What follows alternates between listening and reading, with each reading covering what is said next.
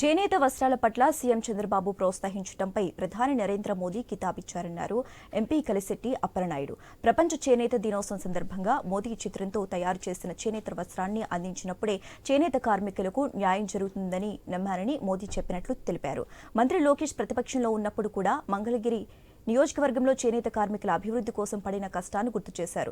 తన పార్లమెంట్ మొదటి సంవత్సరం నిధులలో ₹1 కోటి చేనేత రంగ అభివృద్ధికి ఖర్చు పెడుతున్నట్లు తెలిపారు. ప్రతి ఒక్కరూ చేనేత వస్త్రాలను ధరించి వారిని ఆదుకోవాలన్నారు.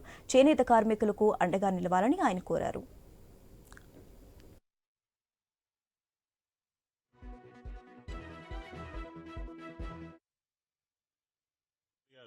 నరేంద్ర మోదీ గారు ఆంధ్రప్రదేశ్ చేనేత వస్త్రాలపై వారు హర్షాన్ని ప్రకటించారు. నేను లాస్ట్ టైం జాతీయ చేనేత దినోత్సవం సందర్భంగా వస్త్రాలు కూడా ఇవ్వడం జరిగింది వారు స్వయంగా వెళ్లి. అదే సమయంలో ఈ రోజు 15 రోజుల పాటు ఏపీ భవన్ లో ఈ స్టాల్స్ ఉంటాయి.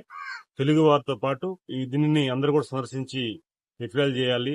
చేనేత కార్మికులు ప్రోత్సహించే విధంగా దీన్ని కొనుగోలు కూడా చేయాలి. అందుకే నేను ప్రతి శుక్రవారం కూడా ఎక్కడున్నా సరే చేనేత వస్త్రాలు ధరిస్తారని మాట ఇవ్వడం జరిగింది. అలాగే చేస్తున్నాం.